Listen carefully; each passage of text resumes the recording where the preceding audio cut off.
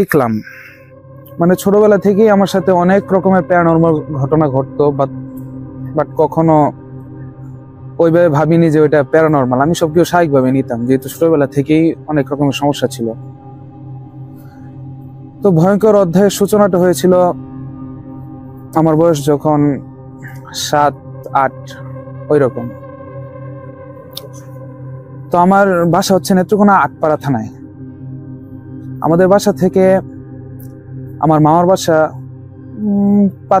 4-5 মিনিটের রাস্তা। তো প্রতিদিনই আমি মামার বাসায় যেতাম, মামাতো ভাইয়ের সাথে খেলাধুলা করতাম। আর তেমন কোনো বন্ধু বান্ধব ছিল না আমার, তাই মামাতো ভাইয়ের সাথেই খেলাধুলা করতাম সবসময়। তো প্রতিদিনের মতো একদিন মামার বাসায় যাচ্ছিলাম। তো ওই দিনটা ছিল একটু অন্ধকারাচ্ছন্ন, মেঘলা আকাশ, বৃষ্টি হবে বোঝা যাচ্ছিল। বিকালে বাসা থেকে রওনা হই। যেহেতু মেঘলা দিন, রাস্তায়ও কেউ ছিল না, মামার বাসায় যাই। মামার বাসায় যাওয়ার পর মামাতো ভাইয়ের সাথে খেলাধুলা করি কিছুক্ষণ। তো মাগরিবের 20 কিংবা আধা ঘন্টা আগে মেবি বৃষ্টি শুরু হয় হালকা। আমার আবার ছোটবেলা থেকে বৃষ্টি দেখতে খুবই ভালো লাগে। তো বৃষ্টি দেখার জন্য মামির কাছে বলি, মামি একটা ছাতা দাও, বৃষ্টি দেখি। তো মামি ছাতা দিল, মামাতো ভাইয়ের সাথে বৃষ্টি দেখার জন্য বাইর হলাম। তো মামাতো ভাইদের বাসার এরিয়া ছিল খুব বড়, অনেক বড় উঠোন। উঠোনের সামনে দরজা, মানে এক পাশে দরজা দিয়ে, এই দরজা দিয়ে আমরা উঠোন ঢুকতাম, মানে বাউন্ডারি দেওয়া অনেক বড়। আবার দরজার ওই পাশে, বাউন্ডারির ওই পাশে রাস্তা, নিরিবিলি রাস্তা, রাস্তার আবার ওই পাশে গাছতলা, পাশে নদী। এলাকাটা ছিল খুবই নিরিবিলি। আর যেহেতু বৃষ্টি হচ্ছে আর অন্ধকার, মানুষ গাড়ি ঘোড়া খুব একটা ছিল না। তো আমি বৃষ্টি দেখার জন্য গেলাম দরজার পাশে, মানে উঠোনের দরজার পাশে। দরজা দিয়ে বের হয়ে বৃষ্টি দেখছি আমি, আমার মামাতো ভাই, বৃষ্টি দেখছি, খুবই ভালো লাগতেছে। তো এইভাবে 10 মিনিট বৃষ্টি দেখার পর মামাতো ভাই বলতেছে, নাবিদ চলো বাসায় যাই, অনেক বৃষ্টি হইতেছে, আমার ভালো লাগতেছে না। আমি বললাম, যা ভাই তুই চলে যা, আমি একটু পরে আসতেছি। তো মামাতো ভাই চলে যায়, আমি একাই বৃষ্টি দেখতেছি, খুবই ভালো লাগতেছে। রাস্তাঘাটে কেউ নাই, বৃষ্টির ফোঁটা রাস্তায় পড়তেছে টিপ টিপ করে। তো হঠাৎ খেয়াল করলাম কেউ একজন আমাকে খুব নাকি গলায় ডাকছে যে নাভিদ, নাভিদ, মানে আমার নাম ধরে ডাকছে। প্রথম আমি আওয়াজটা খেয়াল করিনি, আর সাথেও কেউ নেই। ভাবলাম বৃষ্টি হচ্ছে, আশপাশে কেউ নেই, কে আর ডাকবে। তো আমি বাম দিকে তাকালাম, তাকিয়ে দেখি না, কেউ তো নেই, হয়তো মনের ভুল। তো আমি আবার আগের মতো বৃষ্টি দেখছি। কিছুক্ষণ পর আবার নাকি গলায় কোনো মহিলা ডাক দিল আমার নাম ধরে, নাভিদ, নাভিদ, এদিকে তাকা। তখন আমি একটু ভয় পেয়ে গেলাম, কে কে ডাকছে। ডান দিকে তাকাই, তাকিয়ে দেখতে পাই একটা বৃদ্ধ মহিলা, যে আমার দিকেই আসছিল।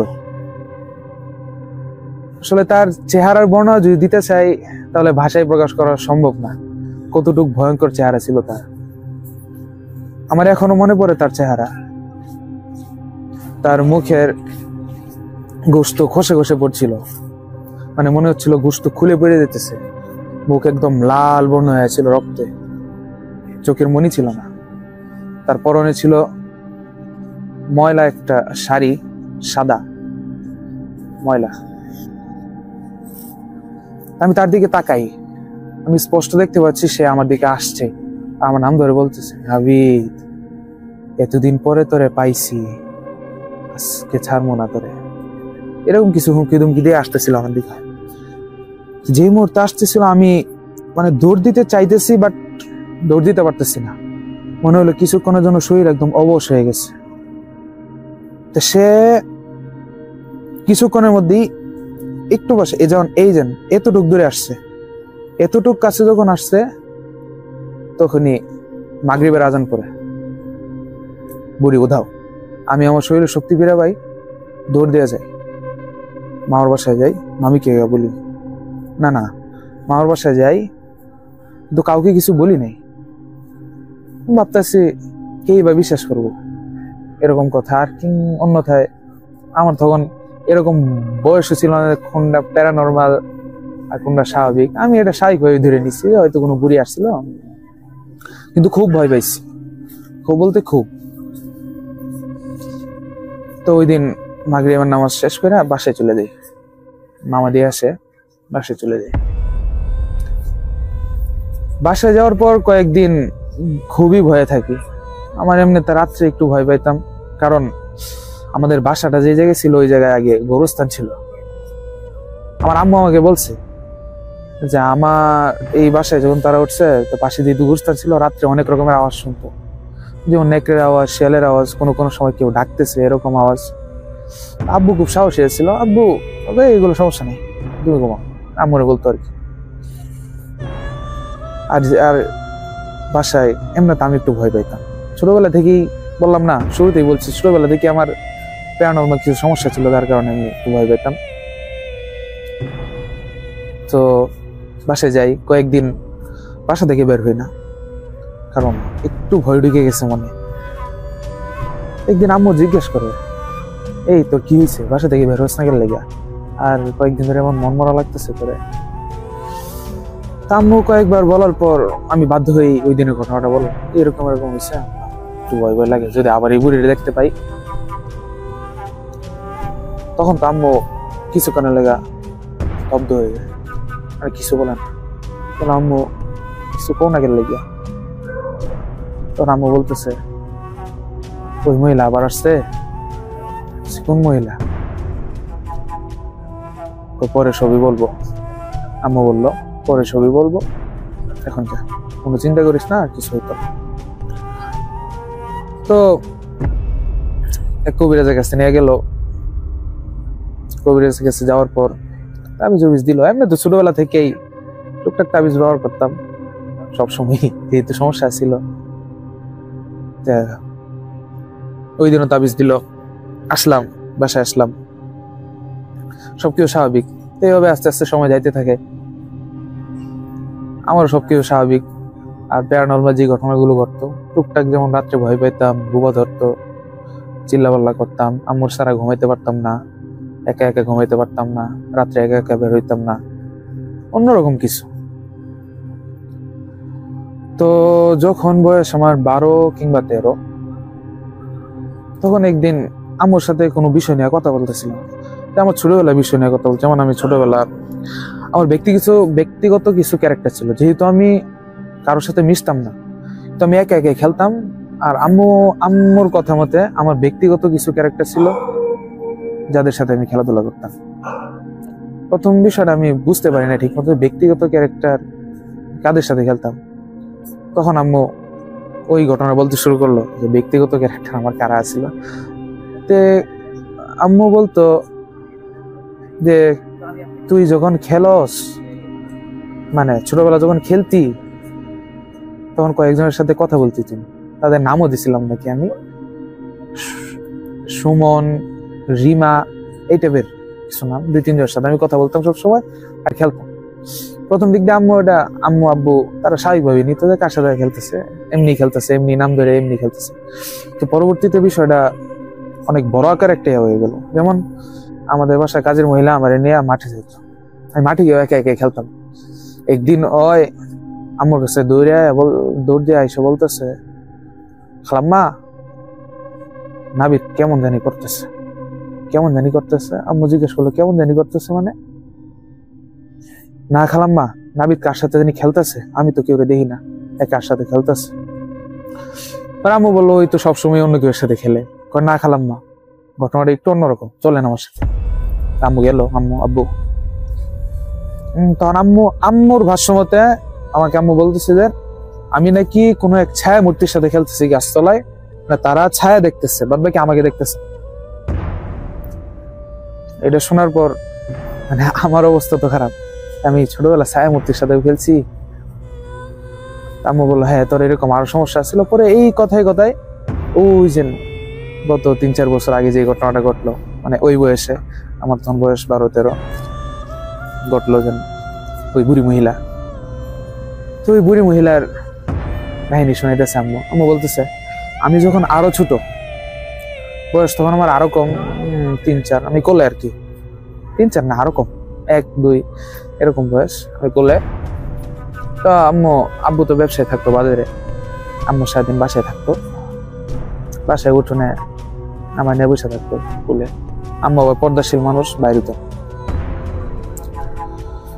একদিন হরা আম্মু প্রতিদিনের মতোই আম্মু বারান্দায় আমার নিয়ে বসে রয়েছে কোলে।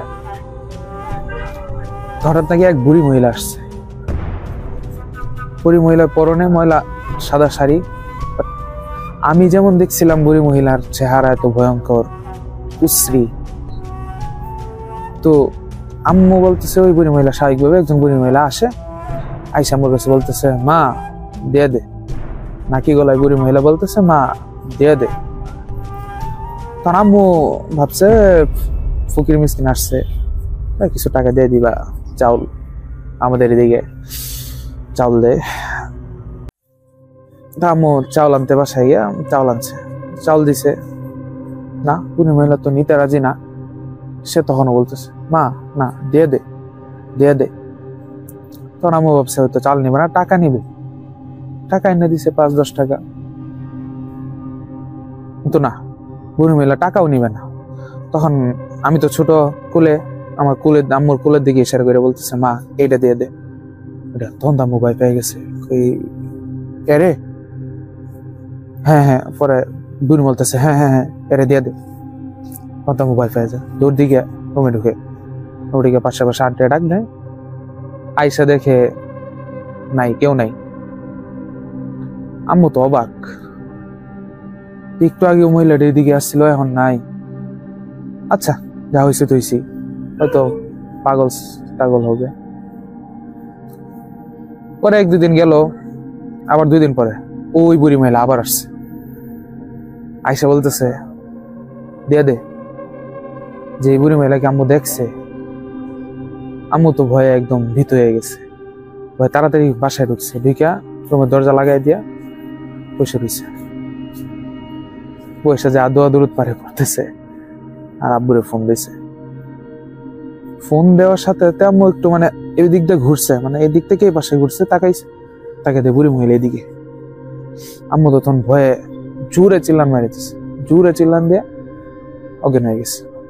আমি বাসায় কাঁদতেছি, বাসার আন্টি আসলো, আইসা আম্মুর সেন্স আসছে, তো তারা জিজ্ঞেস করলো আম্মুরে কি হয়েছে, আম্মু সব কাহিনী বললো। তখন তো তারা অবাক। এমনি 2 দিন ঘটার পর বিষয়টা একটু অস্বাভাবিক লাগছে। তখন মানে আব্বু যখন কাহিনী জানছে, তখন আব্বু ভাবতেছে কোনো প্যারানর্মাল সমস্যা। আচ্ছা কার কাছে যাওয়া যায়, মানে কোন কবিরাজের কাছে যাওয়া যায়, কারণ এতদিন আর খুব একটা সমস্যা ছিল না, কবিরাজের কাছে যাওয়া হয় না, তো কার কাছে যাওয়া যায় এমন একটা সিদ্ধান্ত নিতেছে যে কালকে কেউ একজনের কাছে যাবে। পরের দিনই একজন বৃদ্ধ লোক আসছে, ওই সেম টাইম একজন বৃদ্ধ লোক আসছে, আইসা বলতেছে মা কিছু ভিক্ষা দে। তো আম্মু ভিক্ষা দিছে। তো বৃদ্ধ লোকটার শরীরে ছিল সাদা পাঞ্জাবি, সাদা পায়জামা, সাদা টুপি, সাদা দাড়ি, আর কাঁধে একটা থলে ছিল, ওই থলেটাও সাদা। টাকা দেওয়ার পর সে টাকা নিছে, এবার সে একটু দোয়া করে দিল, বললো মা তোর যদি কোনো সমস্যা থাকে আল্লাহ তাআলা তোর সমস্যা দূর করে দেবে, আমি দোয়া করি।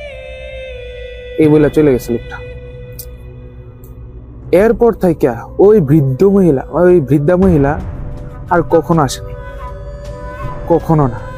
তখন তো আম্মু আব্বু বুঝছে যে ওই লোক তো কোনো সাধারণ লোক ছিল না। তখন হুজুরের মাধ্যমে মানে কবিরাজের মাধ্যমে অনেক খুঁজে হয়েছে। এছাড়াও আব্বু লোক আছে বুঝি তো এলাকার পরিচিত অনেক মানুষের দিয়ে খুঁজাইছে। তো ওই লোকটা কেডা একটু জানো তো না, ওই লোকটা আর কোনোদিন এখন পর্যন্ত এই বর্তমান সময় পর্যন্ত ওই লোকটা আর কোনোদিন আমরা পাইছি না, কোনোদিন না বলতে কোনোদিনই না। তো এইভাবেই শুরু হয় আমার জীবনে। আমি যখন থেকে অনুধাবন করতে পারি যে আমার সাথে প্যারানর্মাল কিছু ঘটতেছে আর আমি এটা বুঝতেছি। আর ছোটবেলা তো বুঝতাম না, এই তখন থেকে আমি বুঝতে পারি না আমার সাথে প্যারানর্মাল অনেক অনেক কিছু ঘটতে যায়, যেটা হয়তো একটা সাধারণ মানুষের সাথে ঘটে না। এভাবেই চলতেছে। অনেক রকমের কবিরাজ দেখায়, অনেক সময় কোনো সময় সমাধান হয় না। এমন না যে সরাসরি তারা আমার কিছু করতেছে, এমন কোনো সময় না। হয়তো স্বপ্নে আমার ডিস্টার্ব করতেছে, স্বপ্নে এসে আমার ডিস্টার্ব করতেছে, ভয় দেখাইতেছে, কোনো সময় ছায়ামূর্তি ভয় দেখাইতেছে, কোনো সময় মনে করেন ঘুমাইতেছি দেখলাম কেউ দাঁড়ায় আছে, হঠাৎ করে বসে আসলে না কেউ নাই। কোনো সময় বোবা, মানে বোবা হয়তো আপনারা জানেন, বোবা ধরে ঘুমের মধ্যে যে শরীর একদম কি বলো প্যারালাইসিস রোগীর মতো হয়ে যায়, শ্বাস নেওয়ার মতো উপক্রম থাকে না। তো এমনি চলতেছিল। স্কুলে পড়ি, ক্লাস 2 শেষ করে হিফজখানায় ভর্তি হই।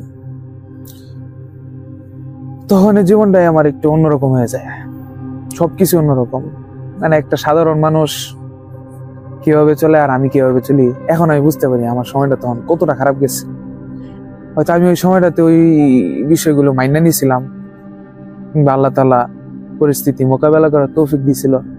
এজন্যই হয়তো এখানে আজকে আমি আছি, নয়তো অন্য কিছু হয়েও যেতে পারতো। সব আল্লাহর ইচ্ছা। তো হেফজখানায় ভর্তি হওয়ার পর প্রথম তো নোয়ানি পড়লাম, নোয়ানি নাজেরা শেষ করে হিফজ নিছি, মানে মুখস্থ করবো কোরআন শরীফ। আমি নেত্রকোনারই আমাদের একটা প্রতিষ্ঠানে ভর্তি হই, সবাই চেনা জামাল কোরআনে। তো ওই জায়গায় ভর্তি হওয়ার পর আমার সবক 30 পারা মুখস্থ করলাম, 1 পারা মুখস্থ হয়েছে। তখন দ্বিতীয় পারার সবক যখন আমার 4 পৃষ্ঠা, মানে 4 নম্বর পৃষ্ঠায় যখন আমার সবক, আমি এমনিতে প্রতিদিন 1 পৃষ্ঠা 1.5 পৃষ্ঠা সবক দিতে পারতাম। আর যারা হেফজখানা সম্পর্কে অবগত তারা জানে 1 পৃষ্ঠা 1.5 পৃষ্ঠা সবক এমনিতে একটা ছাত্র দিতেই পারে, এটা স্বাভাবিক বিষয়। তো একটা ছাত্র যদি 1 পৃষ্ঠা রকম আধা পৃষ্ঠা, মানে একটা নিয়মিত ছাত্র প্রতিদিন 1 পৃষ্ঠা 1.5 পৃষ্ঠা সবক দিতেছে, তো হঠাৎ করে সে আধা পৃষ্ঠা সবক দেয় কিংবা আধা পৃষ্ঠাও দিতে পারতেছে না, বিষয়টা কিন্তু একটু অন্যরকম। এটা যারা হেফজখানা সম্পর্কে ধারণা রাখেন তারা জানেন, কিংবা যারা হাফেজ শুনতেছেন। আমার যখন 4 নম্বর পৃষ্ঠায় সবক, আমি 10 লাইন মুখস্থ কইরা আর মুখস্থ করতে পারতেছি না। অনেক দিন হয়ে গেছে, প্রায় 3 দিন 4 দিন চলে যেতেছে, আমি আর মুখস্থ করতে পারতেছি না। আমি বাসায় থেকে পড়তাম, মানে বাসায় গিয়ে খানা খেতাম, বোর্ডিং এ থাকতাম না, রাত্রে মাদ্রাসায় থাকতাম। তো ওই 4 নম্বর পৃষ্ঠা সবক আমি কোনোভাবে দিতে পারতেছি না। তো একদিন নিয়োগ করলাম আজকে ওভার টাইম করে 4 নম্বর পৃষ্ঠা আমি শিখবো। গত 2 দিন মাইরে খাইছি সবকের লাগিয়া, শিখবো। তো ওভার টাইমে বসছি আমাদের মাদ্রাসার একটা বারান্দায়, মানে 3 তলার বারান্দায় সম্ভবত আমি সবক শিখতে বসছি। রাত্রে 12টা 1টা বাজে আমি পড়তেছি, কিন্তু সবক আমার হয় না। হঠাৎ করে খেয়াল করি কেউ একজন বলতেছে, মানে কয়েকটা কণ্ঠ একসাথে বলতেছে আমার নাম ধরে, তাসনিম তাসনিম, ধরে আমরা হাফেজ হওয়ার লাগে দিব না, এই টাইপের এমনি বলতেছে। আমি এটা মানে এই বিষয়টা এমন আর কেউ শুনতেছে না, কিংবা আমি কানে শুনতেছি না, অন্তরে শুনতেছি, স্পষ্ট শুনতেছি। কয়েকবার বলার পর আমি একদম ভয় পেয়ে যাই, আমার সাথে কি আবার কিছু শুরু হয়েছে। আমি তাড়াতাড়ি উঠে আইসে পড়ি। পরের দিন হুজুর আমাকে ঢাইকা নিয়ে জিগায়, তুমি কয়েকদিন ধরে সবক দিতে পারতেছো নাকি? তখন আমি হুজুরকে বললাম, হুজুর এরকম সমস্যা বলে আমি কান্না করে দিচ্ছি, হুজুর আমি পারতেছি না, কষ্ট হয়ে যেতেছে, আমি আর হেফজে পড়ব না। তখন হুজুর বুঝে আমার সমস্যাটা। এর আগেও আমার সাথে যে প্যারানরমাল টুকটাক ঘটে গেছে সবগুলো হুজুরে জানাই, বলে দেখো এখন যদি তুমি হার মাইনা যাও তাহলে তারা তো তোমার একদম শেষ করে দিবে। কারণ তারা যদি পড়ালেখা থেকে দূরে সরাই দিতে পারে, কোরআন পড়া থেকে, তারা অনেক কিছু করতে পারবে। তুমি কোরআনের সাথে লাগিয়ে থাকো, ইনশাল্লাহ সব সমাধান আছে। 2 দিন মানে মনে একটা আত্মবিশ্বাস পাই, একটা বল পাই, শক্তি পাই যে না আমি পারবো। তাদের এইসব অপেক্ষা করে আমি চেষ্টা করি। তো আবার আস্তে আস্তে সবকিছু স্বাভাবিক হয়, হুজুর কিছু আমল দেয়, আমল করি, সবকিছু আস্তে আস্তে স্বাভাবিক হয়। তো এক রাতের ঘটনা, মাদ্রাসায় মানে যখন আমি সবক দিতে পারতেছি এইভাবে কিছু হইতেছে না, মানে আমার কাছে যেটা মনে হইলো যে তারা এইভাবে কিছু পারতেছে না, তখন আমার সাথে তারা অন্য কিছু করতে চাইতেছিল। অন্য কিছু যেমন একদিন রাত্রে ঘুমাইতেছি, আমি এবার ঘুমাইতাম হেফজখানায়। তখন আমি রাত্রে মাদ্রাসায় থাকি, তো বাসায় গিয়ে খানা খেয়ে আসতাম। আমি রাত্রে সবার মাঝখানে ঘুমাইতাম, আমাদের রুমে প্রায় 60-70 জন ছাত্র ঘুমাইতো, আমি সবার মাঝখানে ঘুমাইতাম। মানে একটা রুম, আমি এই সাইডে, একদম এই সাইডে মাঝখানে ঘুমাইতাম, মাঝখানে আমার দুই পাশে ছাত্র ঘুমাইতাম, মাঝখানে ঘুমাইতাম। আমাদের 3টা মশারি ছিল, পুরো রুমে 3টা মশারি, আমি 3য় মশারিতে ঘুমাইতাম। আর আমাদের মশারি যেই সাইডে, ওই সাইডে বারান্দা। একদিন রাত্রে ঘুমাইতেছি, হঠাৎ ঘুম ভেঙে যায় কোনো বিড়ালের আওয়াজে। ঘুম ভাঙার পর আমি তাকাই, তো যেহেতু চোখের সমস্যা, হালকা একটু কম কম দেখতাম, বাকি স্পষ্ট দেখছি। তাকাইছি, একটা বিড়াল আমার সামনে, একদম মাথার সামনে এমনি তাকাই গেছে। তখন আমি লাফ দিয়ে দাঁড়াই গেছি, কি এটা? পরে দেখলাম, পরে আমি চশমার হাতে নিয়ে চশমাটা বলি, তখন দেখি বিড়ালটা হেঁটে হেঁটে যাইতেছে। তো এই জানালার বারান্দার পাশে ওস্তাদের ডেস্কের পাশে একটা মগ, ওই মগের মধ্যে গিয়ে মগটা লাইতেছে, ইয়া করতেছে। আমি তাকে দেখতেছি, মানে আমি যে কিছু করুম এই বলাই পাইতেছি না, মানে বুবা দলে যেমনটা হয়। আমি দেখতেছি, হঠাৎ করে ওটা দেখতে দেখতেই হাওয়ায় মিলাই গেছে। তখন আমি আবার স্বাভাবিক হয়েছি। তো হয়তো মানে এই সময়টা একটা বিড়াল আছিল, কিন্তু বিড়াল এই কর্মকাণ্ড যদি সামনাসামনি হয়, আপনারাও ভয় পেয়ে যাবেন, স্বাভাবিক বিষয়টা।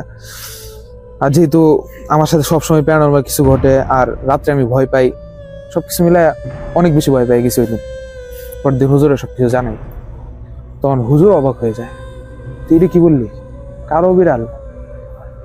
জি, কালো বিড়াল দেখছি, এরকম হয়েছে।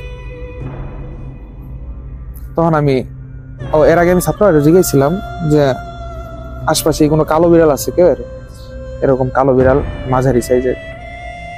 তা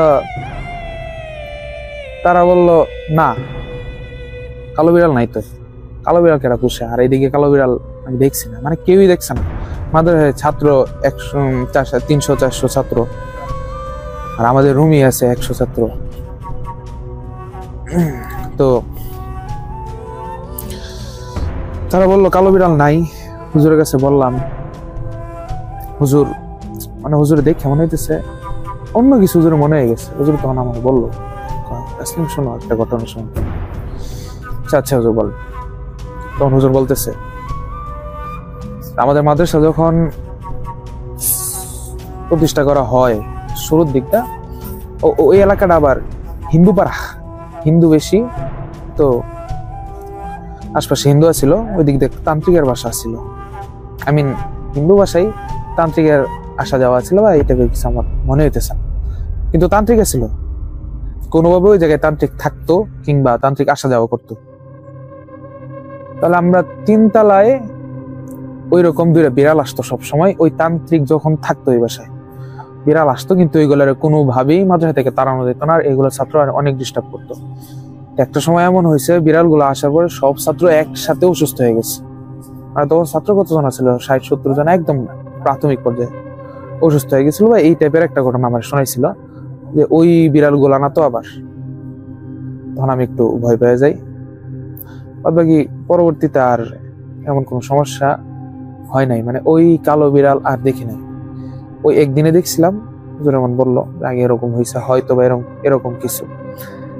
আচ্ছা, চলতেছে, আর কোন সমস্যা নাই। বাকি রাত্রে তো ভয় পাইতেন। যেমন আরেকদিন রাত্রের ঘটনা, মানে যেগুলো এখন আমার মনে পড়ে, কোনোদিন ভুলতে পারবো না এগুলো।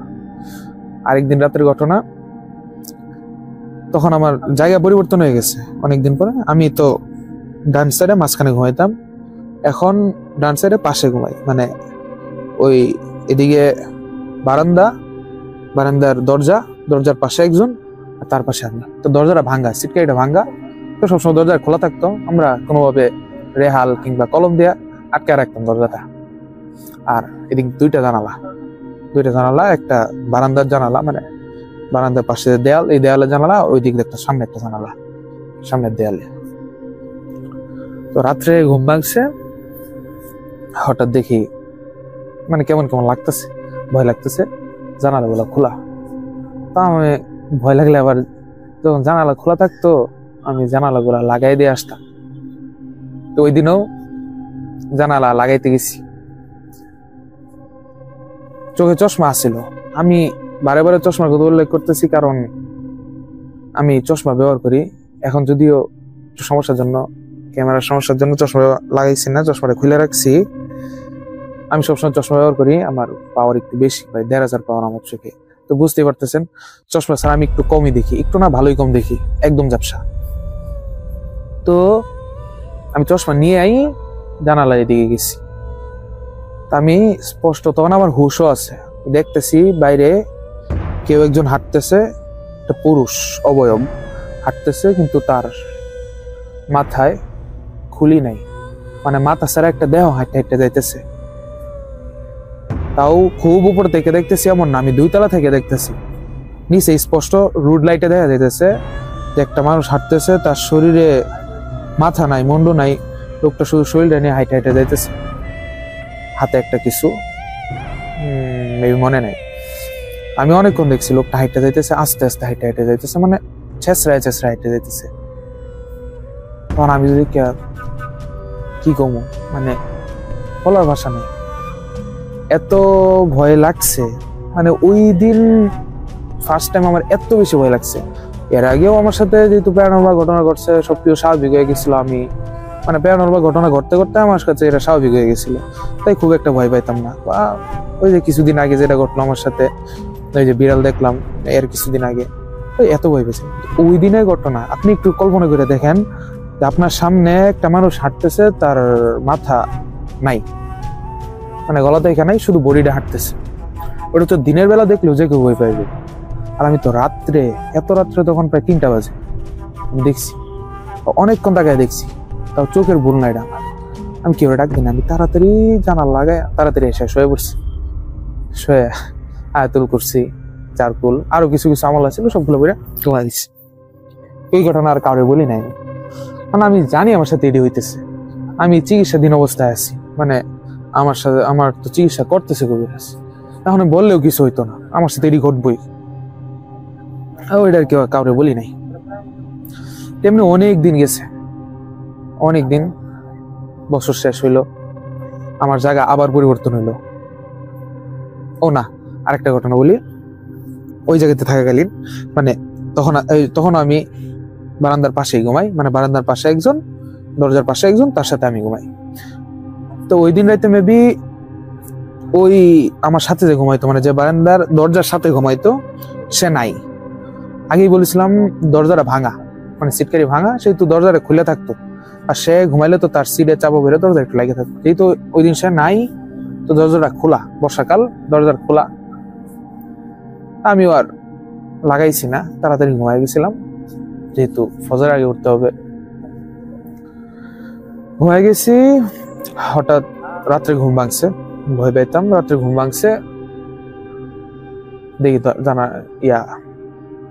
বারান্দার দরজা খোলা, কারেন্ট নাই, সবকিছু অন্ধকার। তো আগে বললাম আমার ভয় লাগলে জানালা দরজা সবকিছু লাগাই দিতাম, তারপর ঘুমাই যেতাম। ওই দিনও সেম, চশমাটা হাতে নিয়ে চোখে পড়া বারান্দায় গেলাম। সব কিন্তু অন্ধকার, অন্ধকারে যদি হালকা আলো, একদম অন্ধকারের মধ্যে যদি হালকা আলো দেখেন, ওটা কিন্তু চোখে পড়ে। তা আমি বারান্দায় গেলাম। তা আমাদের বারান্দার একটা বর্ণনা দিই, বারান্দাটা হয়েছে লম্বা বারান্দা, বারান্দার বাইরে মানে মাদ্রাসার সামনে একটা আম গাছ ছিল।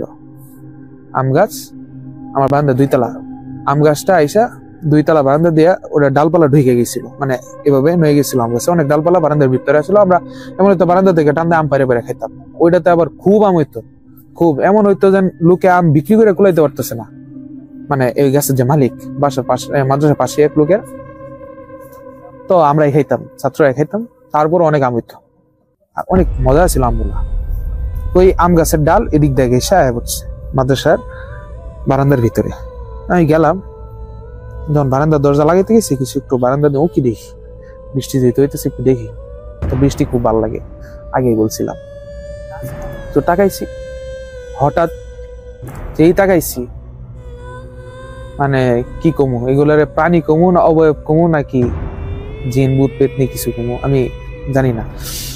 দেখি দুইটা মানে প্রাণীর মতোই, অনেকটা বাদর টাইপের, কিন্তু বাদর না, ওইগুলার চোখে লাল লাইট জ্বলতেছিল। দুইটা মানে লাল লাইটের কারণে তার পুরো বডি দেখা যাইতেছিল, মানে চোখের আলো এত বেশি, পুরা তারা যে পুরো বডিটা দেখা যাইতেছিল, যে এতটুকু বড় হবে। দুইটা আমার দিকে তাকায় আছে, আমি যে ঢুকছি আমার দিকে তাকায় আছে। তখন একটা ভয়ঙ্কর আওয়াজ করছে তারা। আওয়াজটা তো আমার বাসায় বলা সম্ভবই না। অনেক ভয়ঙ্কর একটা আওয়াজ করে নিঃসন্দেহে মানে কয়েক সেকেন্ডের মধ্যে এইসব কিছু ঘটে গেছে। আমি তারা দেখছি, আওয়াজ করছে, উদা হয়ে গেছে, কিন্তু আমি স্পষ্ট দেখছি। আমি তাড়াতাড়ি দরজাটা কলম দিয়ে আটকায়া শুয়ে পড়ছি, কিন্তু আমার আর ঘুম হইতেছে না। আমি ভয় পেয়ে গেছি। রাত্রে কারেন্ট ছিল না, তখন আমি গিয়ে হুজুরে ডাক দিচ্ছি। তখন হুজুর আসছে, আইসা মানে হুজুরে ডাক দিয়া এদিকে নিয়ে আসছে, এসে বলছি এনে। তো পরবর্তীতে কিছুদিন পরে এক কবিরাজ জানাইলো, দেখানো হইলো এই গাছে কোনো সমস্যা আছে কিনা, মানে মাদ্রাসায় কোনো সমস্যা আছে কিনা। তো কবিরাজ বললো না, সমস্যা তো মাদ্রাসায় নাই, গাছে সমস্যা আছে। কি সমস্যা? গাছে নাকি একটা পেতনি থাকতো। ছাত্ররাও বললো হ্যাঁ, আমরাও তো মানে আমি সাক্ষী, আমরা মাঝে মাঝে দেখতাম গাছ থেকে মানে চুলের গুচ্ছ উড়ে আসতো মাদ্রাসায় গাছ থেকে।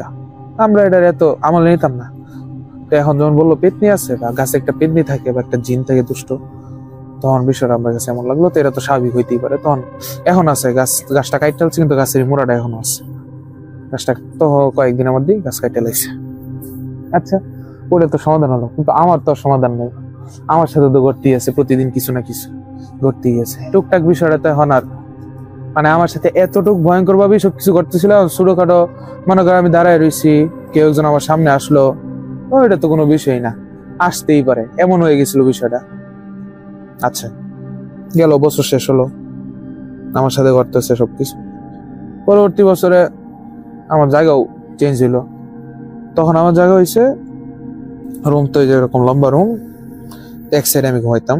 এখন জায়গা হয়েছে একদম মাঝখানে একদম রুমের মাঝখানে আমি ঘুমাইতাম। মাঝখানে এমন হয়েছিল যে আমি বাসায় থাকছি অনেকদিন, রাত্রে মাদ্রাসায় ভয় পাই বিদায় বাসায় থাকছি। তো না, বাসায় একই সমস্যা, বাসায় আরো বেশি সমস্যা হয়। তখন না করলাম মাদ্রাসায় থাকি। আচ্ছা, তখন এই যে জায়গা হইলো মাঝখানে, তো মাঝখানে যখন ঘুমাই তখন টুকটাক সমস্যা হইতো। ওই সময় আমার একটা বেশি সমস্যা ছিল। আমার মনে আছে আমার একটা না 2-3 মাস মানে নিয়মিত আমার বুবা ধরতো। তাও রাত্রে ঘুমাইলে বুবা ধরতো এমন না, সকালে হেফজোখানায় সকালে খাবার দাবার পরে একটা ঘুম হয়। সকালে ঘুম 9টা মেবি 8টা-9টার দিকে, অনেক 50 যারা হেফজোখানায় পড়েন তারা জানেন যে সকালে ঘুমায়, সকালে 2 ঘন্টা 2.5 ঘন্টা 3 ঘন্টা ঘুমায়। ওই সময়টাতে আমার বুবা ধরতো মানে নিয়মিত। আমার মনে হয় 3 মাসের মধ্যে মানে একদিনও আমার গ্যাপ গেছে না যে ওই সময়টাতে আমি ঘুমাইছি আর আমার বুবা ধরছে না। ওই সময়টা এমন যেত আমি চাইলেও না ঘুমায় থাকতে পারতাম না। আর ঘুমও ধরতো, প্রচুর ঘুম ধরতো। ওই সময়টা এত ঘুম ধরতো যে আমি তাকাই থাকতে পারতেছি না, বেশ ঘুমাই যেতাম, বেশ বুবা ধরতো। আমি অনেক আমল করতাম, কিন্তু আমি জানি না কেন লাগে জানি আমলগুলা তখন আমলেও কাজে লাগছে না, আমার বুবা ধরছেই। যত আমলি করি আমার কিছু না। যেমন একদিন রাত্রে আমি মেবি একদিন সকালে আমি ঘুমাইতেছি, তো ওই দিনও বুবা ধরছে। বুবা ধরলে আমি স্বপ্ন দেখতাম যে ওই দিন আমি স্বপ্নে দেখতেছি যে আমি একটা জায়গায় গেছি। তা জায়গাটা হয়তো আমার নানু বাড়ি, মানে স্বপ্নের মধ্যে নানু বাড়ি, হ্যাঁ নানু বাড়িতে গেছি। অনেক ভয়ঙ্কর একটা সময়, মানে দিনটা একদম অন্ধকার, গ্রামটা একদম, আমাদের নানু বাড়ি গ্রাম একদম ধ্বংস হয়ে গেছে। আমি যাই, আমি দাঁড়ায় আছি, আমার একটা নেকড়ে ধাওয়া করে, আমিও দৌড়তেছি, সবাই নেকড়ে মাইরালছে, আমারও মাইরালবো। তখন আমি একটা ইটের মধ্যে পোস্টাকায় হোঁচটকায় পড়ে যাই।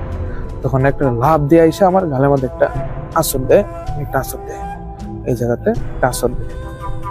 তখন আমি খুব ব্যথা পাই, এমনি দইরা পরে ঘুমতে উঠতে দেখি গালে হাত দিয়ে দেখি রক্ত হালকা, এখানে একটা আসর করে দিচ্ছে। হ্যাঁ, এটা এমন হইতে পারে হয়তো আমি নিজে আসর দিছি, কিন্তু বিষয়টা খুব ভয়ঙ্কর ছিল।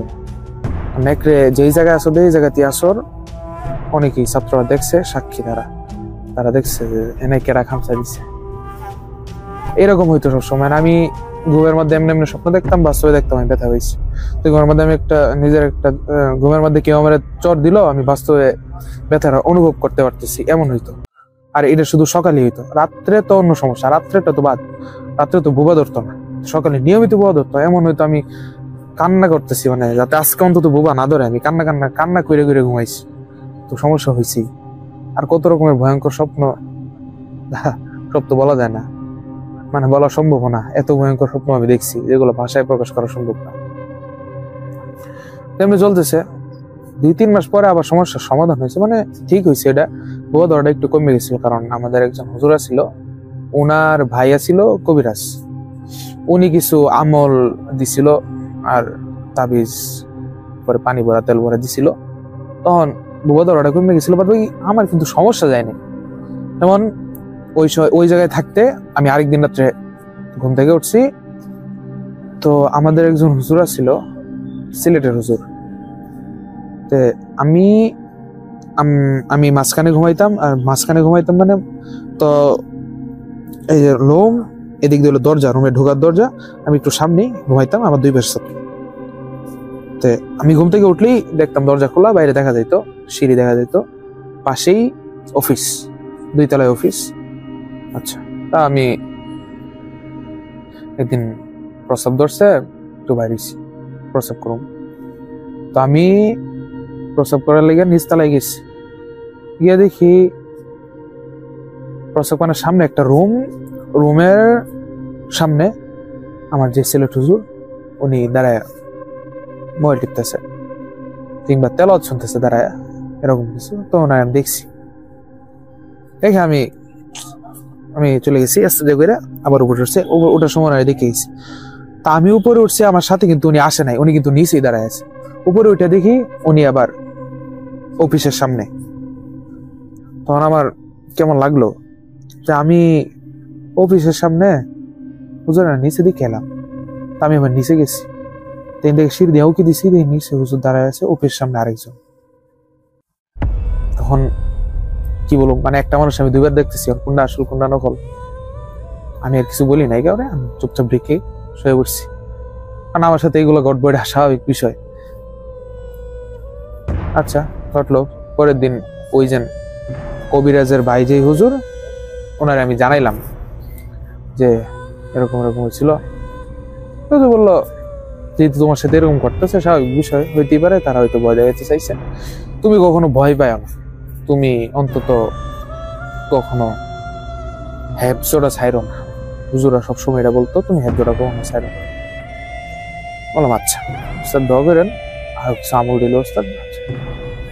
এমন হয়েছে একদিন ঘুমাইছি, এক ছাত্র সে আমার সাথে ঘুমায়, দরজা খোলা। আমি 1-1:30 দিকে ঘুম থেকে উঠছি, দেখি দরজা খোলা, রুমে ঢোকার দরজা খোলা। হঠাৎ আবার ঠিক আধা ঘন্টা পরে আবার উঠছি, দেখি সাথে যে আমার সাথে যে ঘুমাইতো সে নাই। হঠাৎ করে দেখি দরজায় টোকাইতেছে, দরজা একটু খোলা ছিল, টোকাইতেছে কেডা। আমি তাড়াতাড়ি ডাক দিচ্ছি, আমি ভয় পেয়ে গেছি, কেডা এটা। দরজা একটু আগে খোলা ছিল, আমার সাথে জন নাই, হ্যাঁ যদি বাইরে হয়ে যায় তাহলে দরজা লাগাইছে কেডা। এরকম একটা প্রশ্ন মাথামাথি করতেছিল, কারণ আমি মাত্র আধা ঘন্টা আগে উঠছি। আধা ঘন্টায় আমি এমন ঘুমাই নাই যে কেউ উঠতে গেলে দরজা লাগাইলে শব্দ হয়, আমি উঠুম না। আমার এমন ঘুমের চাপ ছিল না আধা ঘন্টার মধ্যে। আমি হুজুরে বলি, পরে হুজুর দরজা খুলে দেয়, ওই ছেলেটা আইসা শুইছে। এরপরে কয়েকদিন পরে ওই ছেলেটা মাথা থেকে চলে গেছে, আর আহেনি। আমার কাছে তখন বিষয়টা একটু অন্যরকম লাগছে যে ভাই আমি ওই দিন দেখলাম দরজা লাগাল, পরে তো আর ওই ছেলেরও তো পাই নাই। আচ্ছা, তাহলে এমনি এমনি চলতেছে সবকিছু, এমনি চলতেছে। সর্বশেষ বাসায় তো সর্বজন আমার বয়স 14-15, না 14-15 না, আরো পরে 16-17 এরকম, মানে 2019-20 এই সময়টাতে আমি সর্বশেষ একজন কবিরাজ দেখাই, যিনি আমার আম্মুর সম্পর্কে মামা, হ্যাঁ আমার আম্মুর মামা, ওনারে দেখাই।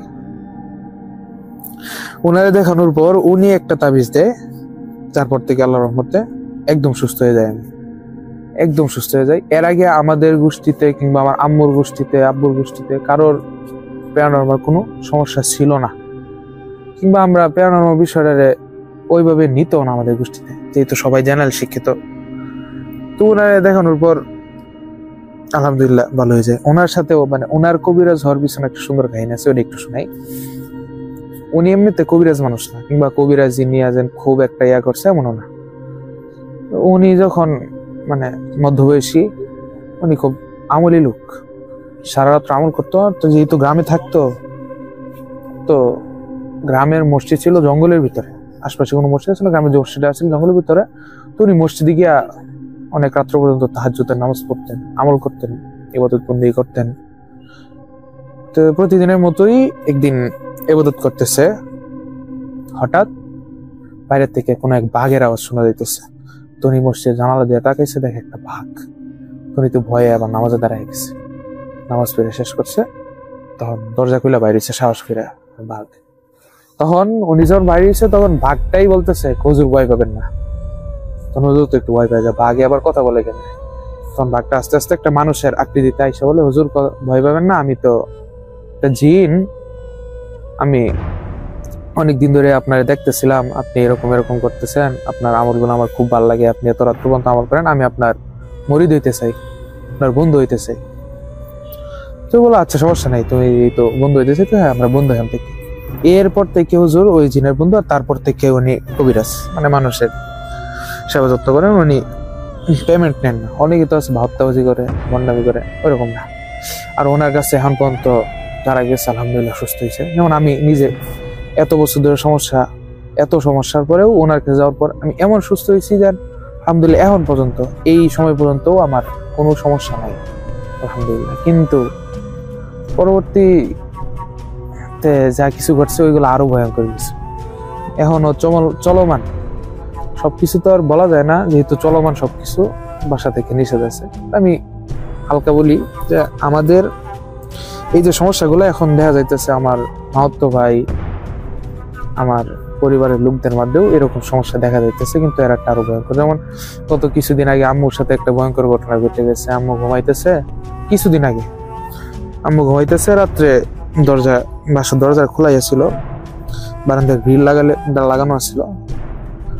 আম্মু ঘুমাইতেছে, হঠাৎ বাসায় কেউ নাই, আব্বু নাই, আর আমি আমার ছোট ভাই মাদ্রাসায়। তো ঘুমাইতে হঠাৎ করে একটা কালো অবয়ব বাসায় ঢুকছে। ঢোকার পর অনেক চেষ্টা করছে আম্মুরে ভয় দেখানোর, কিন্তু কোন আম্মুর শরীরে স্পর্শ করতে পারেনি। অনেকক্ষণ চেষ্টা করছে, পরে চলে গেছে। আম্মু তো ভয় পাইছে, একটা কালো অবয়ব, মানে সর্বোচ্চ চেষ্টা করছে ভয় দেখানো, কিন্তু স্পর্শ করতে পারে না, কারণ আমার আম্মু অনেক আমলি মানুষ, সর্বোচ্চ চেষ্টা করছে। এরকমই চলতেছে আমার আম্মুর এখন অনেক সমস্যা। আর কবিরাজের ভাষ্যমতে বা যারা যারা আম্মুর চিকিৎসা করছে কবিরাজ, সবাই বলছে সব সমস্যা তারাই করতেছে। কারণ আমি বলি এটার উৎপত্তি কোন থেকে। ঘটনাটা হইতেছে আমার আম্মুর দাদা, তার আব্বা, মানে আমার আম্মুর দাদার আব্বা, আমাদের তারা কালো জাদু করতো। তখনকার মানুষরা নাকি, আমি শুনছি, তখনকার মানুষরা নাকি অনেক শক্তিশালী আছিল, তারা অনেক কালো জাদু শিখতো, আর জিনরা আটকে রাখতো, তাদের নিয়ে খেলতো, মজা করতো। আমার আম্মুর দাদার আব্বারাও এরকমই আছিল, অনেক জিন আটকে রাখছে অনেক বছর পর্যন্ত। এমন হয়েছে জিন এমন আছে 30-40 বছর পর্যন্ত আটকে রাখছে, খাবার দিছে না। আর জিনরা 30-40 বছর না খেলে কিছুই হয় না, কারণ তাদের হায়াত তো বড়, তত বাঁচে 1000-1500 বছর। তারা মুক্তি পাইছে, পরবর্তীতে মুক্তি পাইছে, কিন্তু এটা আমরা জানতাম না। যেমন এখন গত কয়েক বছর ধরে আমার মামাতো ভাইয়ের সাথে অনেক কিছু ঘটে যাইতেছে, অনেক কিছু অনেক সমস্যা, তার হার্টের সমস্যা হয়েছে, অনেক কিছু হয়েছে, আমরা তো জানতাম না। যখন কবিরাজ ধরলাম, মানে একজন কবিরাজ সাথে কথা বললো এটি নিয়ে মামা, তখন তো কবিরাজ সবকিছু বললো যে এরকম ইয়া করে রাখছে, এটা আরো ভয়ঙ্কর কিছু হইব। কারণ এখন তার বংশে, মানে তারা ওই জিনের বংশে প্রায় 60-70-80 জন জিন আছে, যারা সবাই এখন প্রতিশোধ নিতেছে আমাদের উপরে। আমাদের বংশ তো, মানে আমার মামারা বংশ তো আমার নানারা থেকে, আর নানারা তো ওই বংশের, এই বংশধারার উপরে প্রতিশোধ নিতে চায়। যেমন একটা ঘটনা বলি, আমার বড় মামা, উনি মারা গেছে অনেক বছর হয়েছে, আল্লাহ তাআলা তারা জান্নাত দান করুন। উনি অনেক সুস্থ মানুষ ছিল, অনেক দিন হয়েছে, প্রায় 10-15 বছর হয়ে গেছে মারা গেছে। সুস্থ মানুষ ছিল, অনেক ভালো মানুষ ছিল, ওনার কোনো রোগ ছিল না। একদিন চাকরি করতো, একদিন অফিসে বসে রয়েছে, দরজা লাগায়া, বাইরে থেকে সবাই টোকাইতেছে, দরজা খুলে না, খুলে দেখে মামার লাশ। মামার শরীরে কোনো দাগ নাই, কিছু নাই, মামার লাশ। পোস্টম্যানে পাঠাইছে, যেহেতু সরকারি চাকরি, পোস্টম্যানে তারা দেখে বলছে তেমন তো কিছুই পাইছে না, কিন্তু কিছু তো একটা বলা লাগবো, বলে দিছে স্ট্রোক করছে, মারা গেছে। আমরা ওইটাই ভাববে নিছি, মানে ওইভাবে কখনো চিন্তা করি না। ওই যে বললাম না, আমার পরিবারের সবাই যেহেতু জেনারেল শিক্ষিত, ওইভাবে কেউ চিন্তা করে না যে প্যারানর্মাল কিছু করতে পারে, বা এখন তো মারাই গেছে। তাই স্বাভাবিকভাবে কিছুদিন আগে, কয়েক মাস আগে, একটা জিন উপস্থিত হয়েছিল, মানে আমাদের মামার বাসায়। সে তার মুখে বলছে, জিজ্ঞাসা যে, মানে আমার আমার বড় মামার নাম ধরে বলতেছে যে এরা কেডা মারছিল, বল তোরা। অনেক কথা বলতেছে জিন রাগে। তখন মা বলতেছে, কে মারছে? আমি নিজের হাতে মারছি, এভাবে তোর আর বংশের সবাই মারালাম, সবাই, এই বংশের এক ফোঁটা রক্ত যার যার শরীরে আছে সবাই মরবে, এই বলে চলে গেছে। তার মামাতো ভাইয়ের অবস্থা খুবই খারাপ, সবার কাছে আমি দোয়াও চাই, খুব খারাপ। সে পড়াশোনা করতে পারে না, পড়াশোনা করলেই সমস্যা। আমার ছোট ভাইয়েরও সমস্যা, আমার আম্মুরও সমস্যা। আলহামদুলিল্লাহ আমার কোনো সমস্যা নাই, এখন অনেক সমস্যা, এটা এখনো চলমান। কবিরাজ বলছে যে এর আগে এই সমস্যা নেই, মানে আমাদের পারিবারিক সমস্যা নেই, আরো 3 জন কবিরাজ করা হয়েছে, যারা কাজ করতে চাইছিল, এটা কমাইতে চাইছিল, 3 জনই মারা গেছে। এখন 4th কবিরাজ আছে, সেও যখন কাজ শুরু করছে, তারও একই সমস্যা, তার একটা মেয়ে অসুস্থ হয়ে গেছে, সে আর কাজ করতে চায় না। তারপর সে কাজ করতেছে, তার মতো যতদূর সম্ভব করতেছে। এইভাবেই চলতে সবকিছু, এখনো চলমান। আমি জানি না সামনে কি হবে, সবকিছু নিয়ে অনেক চিন্তিত। আমার আম্মুর অবস্থা তো খুবই খারাপ, আমার মামাতো ভাই, তার তো জীবন শেষ।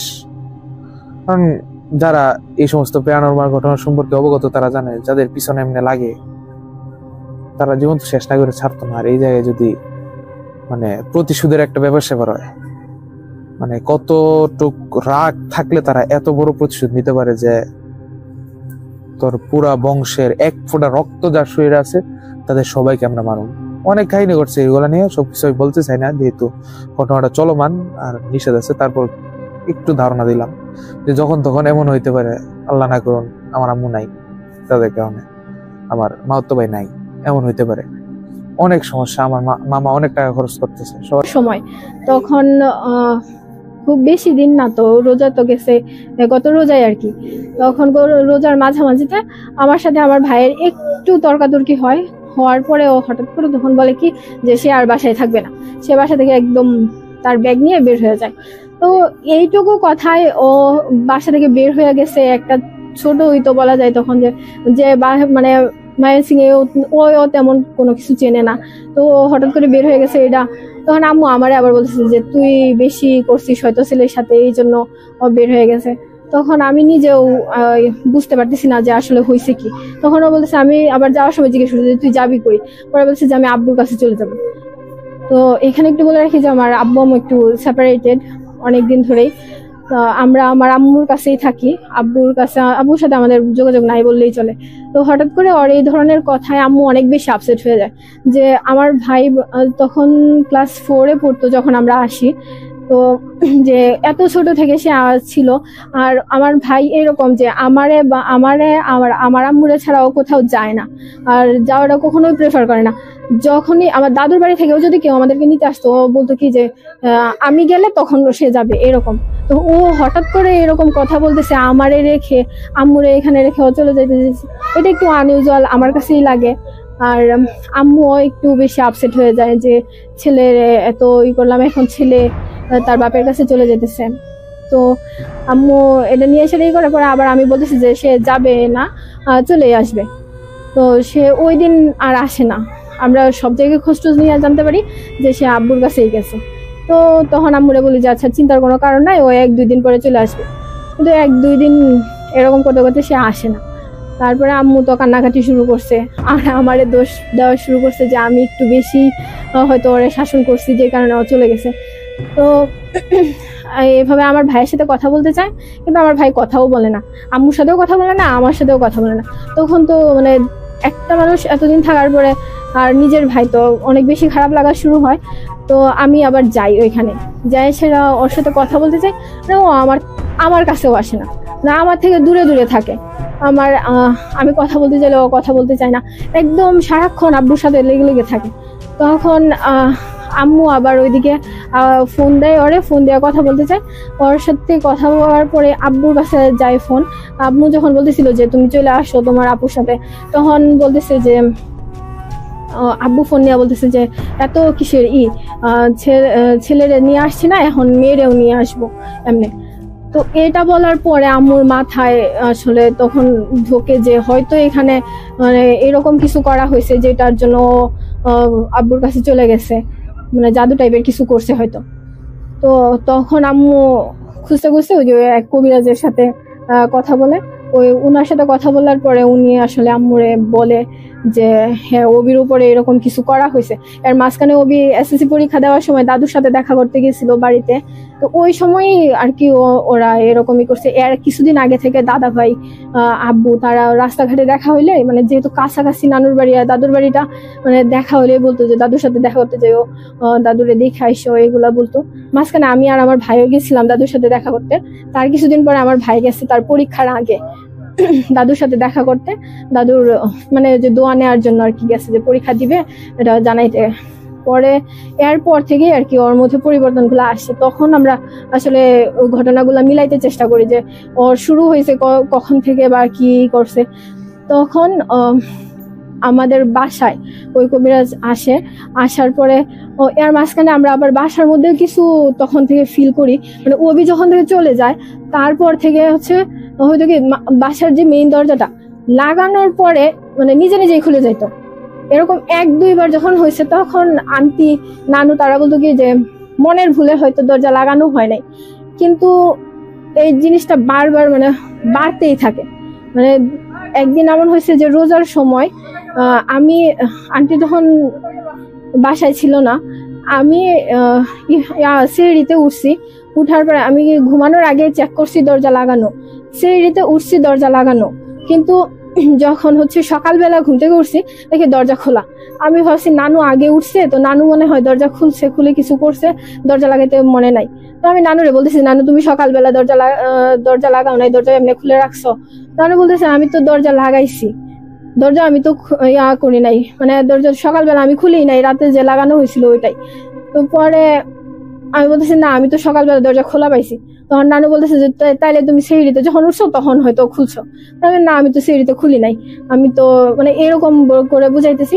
আন্টি পরে বলতেছে যে হয়তো তখন লাগানো হয় নাই, সারা রাত এমনিই খোলা ছিল।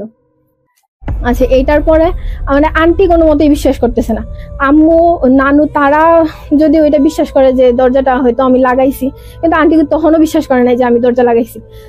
পরে ওই দিন আমরা সবাই আর কি যার যার কাজে হচ্ছে বাইরে এসে পড়ছি, আন্টি আর আমার হচ্ছে খালাতো বোন তারা 2জন বাসায় ছিল। তো ওই সময় আন্টি নিজে দরজা লাগাই সেটা বারান্দায় গেছে, বারান্দায় যাওয়ার পরে কট করে শব্দ হয়েছে, মানে দরজার ছিটকিনি খোলার। আন্টি আসছে, আসার পরে দেখে দরজা খোলা। আন্টি তো তখন ভীষণ ভয় পায় যে আমি নিজের হাতে, আগে তো বিশ্বাস করে নাই, কিন্তু যখন দেখছে যে নিজের হাতে দরজা লাগানোর পরেও দরজা খুলে গেছে, কোনো বাতাস নাই, কোনো কিচ্ছু নাই, ছাদের দরজা তো লাগানো থাকে সবসময় আমাদের, তো কোনো কোনো দিক থেকে বাতাস আসারও কোনো নাই। তারপরেও সে হচ্ছে দরজাটা খুলে গেছে। তখন আন্টি অনেক ভয় পায়। ভয় পাওয়ার পরে তখন হচ্ছে ওই কবিরাজকে করে বলে যে বাড়িতে বাসায় আসার জন্য, এরকম বাসার মধ্যে মানে আনইউজুয়াল কিছু হইতেছে। তখন হচ্ছে উনি আসার পরে উনি আমাদেরকে বলে এগুলা, যে বাসার মধ্যেও এরকম কিছু একজন আছে যারা পাঠানো হয়েছে, মানে বাসার মধ্যে এরকম অশান্তি করার জন্যই, যে আমার ভাই যে কথাবার্তা শুনতো না, এগুলোর জন্য মানে যে দায়ী ওইরকম একজন আছে। তো পরে বলে যে আমরা কি আর কোনো কিছু ফিল করি কিনা। তো ওই দিন রাতে যেদিন এটা আসছে বলছে যে ওই দিন আমরা কোনো কিছু এরপরে ফিল করি কিনা ওনাকে জানানোর জন্য। তো আমরা ওই দিন রাতে আমি ঘুমায় আছি বলতে তখনও আমি মানে পুরোপুরি ঘুমে না, আবার সজাগও না এরকম। তখন আমি ফিল করতেছি যে আমার বেডে মানে কিছু একটা বসছে, মানে বসলে হয় কি যে বেডটা একটু নিচু হয়ে যায় আর একটু মানে বোঝা যায় যে আশেপাশে কেউ আছে এরকম। তো হঠাৎ করে আমার বেডটা একটু নিচু হয়েছে। পরে নিচু হওয়ার পরে আমি ভাবতেছি যে নানু উঠলো কিনা। তা আমি আবার হচ্ছে যে ডাক দিতেছি, আমি আবার ওই যে হুজুরে যে বলে গেছে এই জন্য আমি একটু ভয়ে আবার পেছন ফিরে তাকায়ও নাই। আমি আগে জিজ্ঞেস করছি যে নানু এখানে, তো না, নানু কোনো সারা শব্দ করে না। তারপরে আমি আবার কিছুক্ষণ পরে নানুর বলতেছি যে নানু তুমি কি উঠছো, তখন নানু মানে তখনও কোনো শব্দ নাই। তারপরে আমি সূরা টুরা পড়ে তারপর আগে নিজের শরীর বন্ধ করছি। বন্ধ করার পর হচ্ছে মানে টের পাইছি যে বিছানাটা আবার আস্তে আস্তে উঁচু হওয়া শুরু হয়েছে। শুরু হওয়ার পরে তখন আর কি ওইটা শেষ। আর তারপরের দিন আবার হুজুর আইসে সেরা বলে যে আমার শরীর বন্ধ করার পরে তাবিজ দেওয়া যায়, আর বলে যে হচ্ছে আর কোনো কিছু হয় কিনা। তখন বলতেছে যে বাচ্চা কি কান্না টান্না করে কিনা, বাচ্চা আছে যেহেতু ঘরে। তখন খেয়াল হয়েছে যে জাইফা অনেকদিন ধরে মানে মাঝরাতে কান্না টান্না করে একটু একটু। আমি তো ভাবতাম যে হয়তো ছোট মানুষ তো একটু হয়তো কোনো কিছু আনইউজুয়াল লাগে এই জন্যই, বা ওর হয়তো একটু খারাপ লাগে এই জন্য করে, এইসব কারণে এটা আমরা কখনো ভাবি নাই। তারপর হচ্ছে উনি আইসে সেটা ঘর বন্ধ করে দিয়ে যায়। বন্ধ করে দেওয়ার পরে ওই দিন যেদিন উনি বলছে যে কোনো কিছু ফিল করি কিনা, ওই দিন আবার কিছুক্ষণ পরে আবার আমি স্বপ্নে দেখতেছিলাম যে আমি ওই বাড়িতে না, আমার বাপের বাড়িতে আমার যে ভাই বোন আছে ওদের সাথে আমি খেলতেছি বা বসে আছি, আলাপ করতেছি, এরকম টাইপের একটা স্বপ্ন দেখছি। দেখার পরে ওনাকে জিজ্ঞেস করছি, মানে ওনাকে বললাম, এটা বলার পরে উনি এসে আমার শরীর বন্ধ করে দিয়ে গেছে আর হচ্ছে এগুলা করে দিয়ে গেছে। আর আমার ভাইয়ের জন্য কিছু ওই বলে না কি যেন দিয়ে গেছিল, মানে কাগজের মধ্যে কি লিখা সেটা, যে এগুলা পানির সাথে মিশায় সেটা ওরে খাওয়াইতে পারলে যে ওই দিকের এটা কাইটা যাবে ওর। পরে আম্মু ওরে ফোন দিয়ে আনছে ঈদের আগে আনার পরে এগুলা সব করা হয়েছে। করার পরে হচ্ছে যে ও ওইখান থেকে আসছে, মানে পুরোপুরি ভাবে ওইখান থেকে চলে আসার পরে তারপরে এখন পর্যন্ত ওর শরীরও বন্ধ করা হয়েছে। পরে বন্ধ করার পরে মানে বাসায়ও এরপরে আর কোনো সমস্যা হয় নাই। বন্ধু হাইটা যাইতেছি, তো সাইটে তো ঝোপঝাড় অনেক জঙ্গল। তো রাতে 10টা বাজে বলে নিতেছে আগে, তো রাতে 10টা বাজে, তো 10টা বাজে আমি বাসায় যাইতেছি। আমার সাথে আমি এক বন্ধু আর আমি। তো যাওয়ার পথে দেখি যে সাইডের থেকে তো কিছুটা আওয়াজ আসতেছে, অনেক ভয়ঙ্কর আওয়াজ। তো ভয়ঙ্কর আওয়াজ দেখে আমরা তো গেলাম যে বন্ধু, তো যাই দেখি যে কিসের আওয়াজ আসতেছে। যাওয়ার পরে যাই দেখি যে একটা লম্বা একটা আকৃতির একটা কি যেন একটা জন্তু বা অনেক বড় আকৃতির জন্তুটা শুয়ে রয়েছে। তো আমরা দেখার পরে তো ওই জায়গা থেকে তাড়াতাড়ি করে দৌড়ে বাড়ি চলে যাই। বাসায় যাওয়ার পরে তো তারপরের দিন আমার নিজে জ্বর উঠছে, তো অনেক জ্বর, তো বিছানা থেকে উঠতে পারি না। তো পরের দিন রাতের বেলা হয়েছে গিয়া আমি ঘুমাইছি। ঘুমানোর পরে রাতের বাজে 1টা। তো 1টা বাজে হঠাৎ করে আমি কিছুটা স্বপ্ন দেখি, কি যেন একটা ভয়ঙ্কর স্বপ্ন।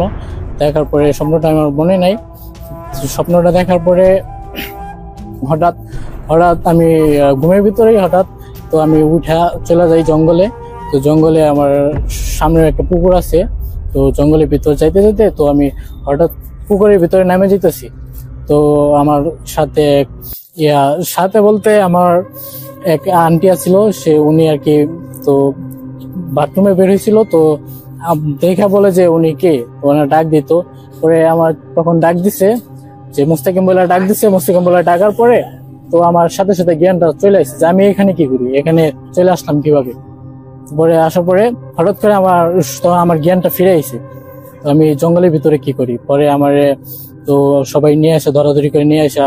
পরে রাতের 1টা বাজে, তো তখনই আমার গোসল করাইছে। গোসল করানোর পরে তো পরে আমি কিছুটা কবি আমার হুজুর আছে, হুজুর মসজিদে হুজুর ডেকে নিয়ে এসে, নিয়ে আসার পরে পরে সোরা মারা পয়রা পরে আমার একটি রুমে গেছি। রুমে যাওয়ার পরে পরে কিছুটা আমি সুস্থ। এই বলতেছে যে ওইদিকে যখন একবার যাইতেছে, তখন নানা ভাই যুবক বয়সেরই ছিলেন। তো নানা ভাই যাইতেছে, তখন ওই বাড়িতে বাচ্চার কান্নার আওয়াজ শুনতেছে। তো তখন জানতো যে এই বাড়িতে একজন প্রেগনেন্ট মহিলা আছে। তো ভাবছে যে ওর বাচ্চা হয়েছে। তো দূর থেকে বাচ্চার কান্নার আওয়াজ শুনতেছে। কাছে আসার পরে দেখে যে ঘরের চালার এদিকে ছায়া মতন কিছু দাঁড়ানো আছে, যে হচ্ছে ঘর থেকে বাচ্চাকে বের করে দিতেছে আর বলতেছে যে মানে বাচ্চা বের করতেছে। তখন নানা ভাই এই দিক দিয়ে ক্রস করতেছে। তখন নানা ভাই এটা দেখার পরে যে তাৎক্ষণিক উনি যেহেতু এর আগেও এগুলো এক্সপিরিয়েন্স করছে, তো আর গ্রামের মানুষ এগুলার প্রতি অনেক বেশি পরিচিত, তো উনি তৎক্ষণাৎ বুঝে ফেলছে যে এখানে হয়তো বা ওইরকম অ্যাবনর্মাল কিছু হচ্ছে। তো উনি ওই বাচ্চাটাকে নিজের কাছে নিয়ে গেছে। ওনার সারা শব্দ পাওয়ার পরেই এখানে ঘরের বাইরে যে ছায়ার মতন ছিল, সে ওইটা ছায়াটা মিলাই যাওয়ার পরে নানা ভাই ওই বাচ্চাটাকে ধরছে। ধরার পরে নানা ভাই তার বাড়িতে নিয়ে রেখে দিছে। নানা ভাইয়ের বাড়ি একটু দূরে ছিল, তো ওই বাড়িতে নিয়ে রেখে দিছে। রেখে দেওয়ার পর ওরা ভাবছে যে বাচ্চা যেহেতু আসছে, তো বাচ্চার কান্নার মানে বাচ্চার জন্য তো তারা কেউ তো খোঁজ নিবেই, কিন্তু তারা আর কি খোঁজ টোজ নেয় না। তখন নানা ভাই ওনার ওয়াইফকে পাঠাইছে যে খোঁজ নাও তো, এখানে কি ওরা বাচ্চা কেন খোঁজে না। তখন ওই নানু গেছে, যাওয়ার পর দেখে যে ওই ঘরে সেম আরেকটা বাচ্চা আছে। তখন তো নানু মানে একটু অবাক হয়েছে। নানু ওই বাচ্চাটাকে কোলে নিছে। কোলে নিয়ে দেখার পরে আবার মানে ওই বাচ্চা অনবরত কান্না করতেছে। যে বাড়িতে এই হচ্ছে ওই বাড়ির বাচ্চা আর কি, মানে অনবরত কান্না করতেছে। তার ওই বাচ্চার কান্না তার মা থামাইতে পারতেছে না, দাদা দাদু কেউ থামাইতে পারে না। বাড়িতে নিয়ে মানে হাঁটাহাঁটি করতেছে, খাওয়াইতেছে, কিন্তু বাচ্চার কান্না আর থামে না। তখন ওই নানু চেষ্টা করছে থামানোর, থামে না। তো নানু যায় সেটা এই ঘটনা ওই নানা ভাইরে বলছে। বলার পর ওই নানা ভাই গেছে।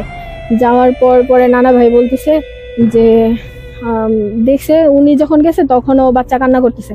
তখন নানা ভাই বলতেছে যে হ্যাঁ, বাচ্চার কান্না থামাই দিতেছে, তোমরা এই করো, গরম পানি করো, এক পাতিল গরম পানি করো, একদম দেখবা যেন পানিটা একদম ফোটে। তো ওনারাও এই কাজ করছে, যে গরম পানি ফুটায় আনছে। আনার পরে বলছে যে একটা বোলের ভিতরে ঢালো। তো ওনার কথা মতো এরকম করে পানি ঢালছে। ঢালার পরে উনি কি করলো, বাচ্চাটাকে কোলে নিয়ে আসে না, মানে ওই বাচ্চাটা কান্না করতেছে, ওই বাচ্চাকেই একদম গরম পানির মধ্যে ছেড়ে দিছে।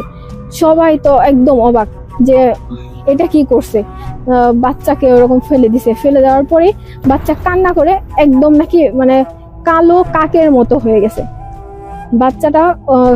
ওই রকম পানির থেকে মানে পানিতে ফেলার পরে ওরকম কালো কাকের মতো হয়ে গেছে। আর উড়ে যাওয়ার চেষ্টা করতেছে। চেষ্টা করার কিছু দূর যায় এসে পড়ে ওইটা মারা গেছে।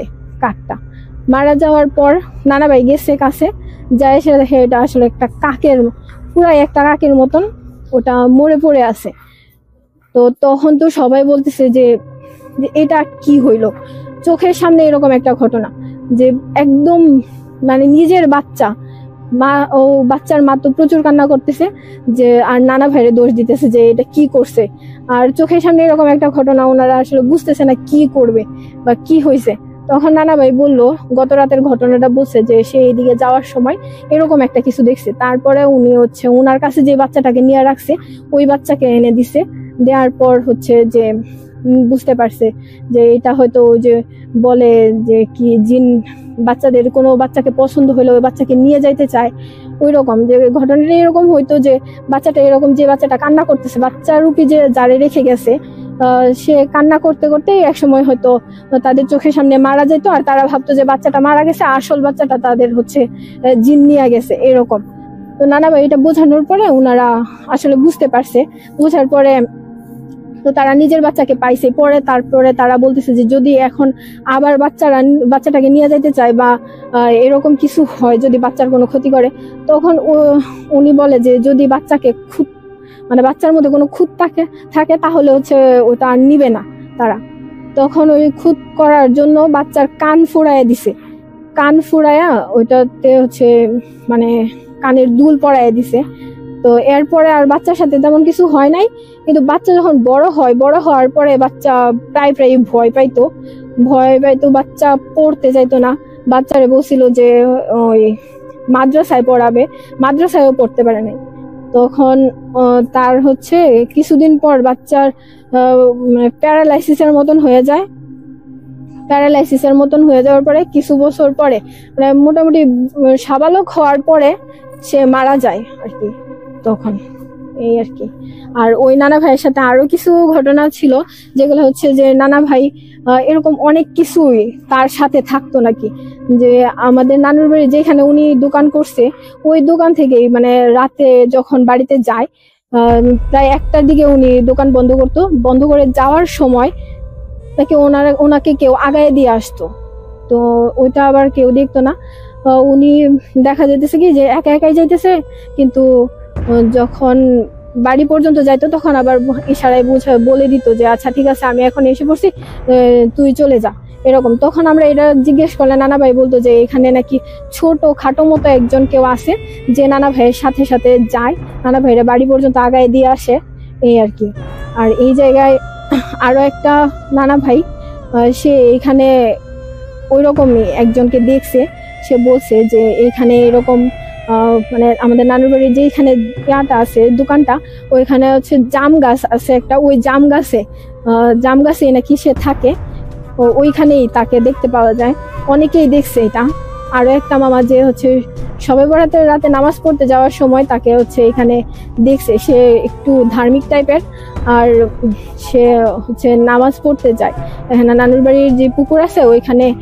ওইটা হচ্ছে আমাদের মুয়াজ্জিন হুজুর, উনি দেখছে যে ওইখানে ওই রকম একজন আপনার নামাজ পড়ে বা ওই যে পুকুরে ওযু করে হুজুরের আগে আগে গেছে মসজিদে। তো হুজুর বুঝতে পারছে যে এরকম কেউ আছে হয়তো যে নামাজ পড়তে যেতেছে। তো হুজুর আর তখন যায় নাই, সে একটু 5-10 মিনিট পরে গেছে, মানে হুজুর পেছনে গেছে, যাওয়ার পরে দেখা মসজিদে ঢুকছে। তো হুজুর আর তখন মসজিদে ঢুকে নাই, 10 মিনিট পরে হুজুর যায় ঢুকছে, কিন্তু পরে মসজিদে যারে ঢুকতে দেখছে আর বের হইতে দেখে নাই। ওরে জিনে নিয়ে গেছে, পরে নিয়ে যাওয়ার পরে মানে সে আসার পরে আমাদেরকে বলছে আর কি এই কাহিনী। পরে নিয়ে গেছে জিনের দেশে নিয়ে ওর জিনের বাপ মা যা আছে সবার সামনে উপস্থিত করছে। মেয়ে ওরে বলছে যে ওরে পছন্দ করে ওকে বিয়ে করবো। পরে জিনের বাবা মা ওরে শর্ত দিছে, যদি তুমি আমার মেয়েকে বিয়ে করতে চাও তাহলে তোমার আমাদের জিনের দেশে থাকতে হবে, এছাড়া তুমি ওর বিয়ে করতে পারবে না। আর যদি এখানে থাকতে চাও তাহলে তুমি অন্য তোমার দেশে আর কখনো যেতে পারবে না। পরে সে বলছে যে আচ্ছা ঠিক আছে, আমি আমার বাড়িতে যাই, বাড়িতে গিয়ে আমার আব্বু আম্মুর সাথে কথা বললে পরে আমি জানাই। পরে ওরা আবার বাড়িতে নিয়ে আসছে, মেয়ে আবার সত্য দিছে যে তুমি যদি আমাকে বিয়ে না করো তাহলে আর কোনো মেয়েকে বিয়ে করতে পারবে না। আর ওই দেশে নিয়ে যাওয়ার পরে অনেক আইটেমের যোগান অনেক সে বলছে যে মানে জিনিসগুলো সামনে দিছে ওইগুলা কোন সময় দেখে নেই, মানে অনেক আপ্যায়ন করছে, অনেক কিছু খাওয়াইছে। খাওয়ানোর পরে ও দেশে আসছে, আয়সা তার বাপ মার সাথে বলছে যে মন তো আমার এই জিনে বলতেছে যে ওকে যদি আমি বিয়ে না করি তাহলে আমি আর কখনোই কোনো মেয়েকে বিয়ে করতে পারবো না। তারপর তার আম্মু আব্বুর সাথে বলছে, তার আম্মু বলছে যে না তুমি থাকলে আমার সামনেই থাকবা যত কিছু হোক। পরে তার এই অফারটাও দিচ্ছে যে তুমি 1 বছর থাকবে আমাদের এনে আর 1 বছর থাকবে জিনের এনে। পরে তার আম্মু মানে সব কিছু শুনলেও পরে না করছে, না এটা কখনোই সম্ভব না। তারপর এরপর থেকে তারা অনেক টর্চার করে। তাই দেখতে মানে শীতের সময় যত শীতে থাকতো সে কোনো সময় পাঞ্জাবি ছাড়া আর কিছুই পড়তো না, মানে তার শরীর সবসময় গরম থাকতো। সময় না বিবিন পড়ি তখন তারা মানে মসজিদে থাকতো আর কি। তখন তারা হয়তো দাওরা নামের সাথে পড়ে, পরে তারা মসজিদে থাকতো। মসজিদে থাকার পরে মানে আমাদের হুজুর ছিল, হুজুরে আর কি তাবিজ দিত। পরে তারা তাবিজ দিছে, তাবিজ দেওয়ার পরে আর পড়ি কখনো তার সামনে আসতে পারছে না। পরে একদিন রাতে ও মসজিদে শুয়ে রয়েছে, পরে জিন আসছে, মানে পরিটা আসছে, আয়েশা মসজিদের বাইরে থেকে আরো ডাকতেছে, মানে ডাকতেছে এত ভাবে যে অনেক কান্নাকাটি করতেছে। পরে একবার মজা করে আর কি আমি জিজ্ঞেস করছিলাম যে ভাইয়া মানে মেয়েটা কেমন সুন্দর। পরে বলতেছে মেয়েটা এত সুন্দর, আমি আমার লাইফে মানে আমি আমার জীবনে এত সুন্দর মেয়ে দেখি নাই, অনেক সুন্দর। পরে ও মেয়েটা মসজিদের বাইরে থেকে বসে কান্না করতেছে। পরে হ্যাঁ গেছে মসজিদের বাইরে গিয়ে বলছে কি করছে তোমার তাবিজটা খুলে পেলো। পরে সেও তাবিজটা খুলে পেয়েছে, তাবিজটা খোলার পরে তাই নিয়ে গেছে এখান থেকে নিয়ে যাওয়ার পরে 3 দিন পরে মানে কোথায় নিয়ে রাখছে সে কিছুই জানে না। যাওয়ার পরে এমনি প্রায় সময় নিয়ে যেত, নিয়ে 2-3 দিন রেখে পরে আবার দিয়ে আসতো। পরে হঠাৎ করে একদিন আমরা এই সময় মানে যে হুজুরের কাছে পড়ি, হুজুরের নিচতলায় আর কি, নিচে ঘন্টা করে তো, হুজুর অনেক মুরব্বী ছিল তার জন্য উপরে উঠতে পারতো না, পরে নিচে ঘন্টা করে তো।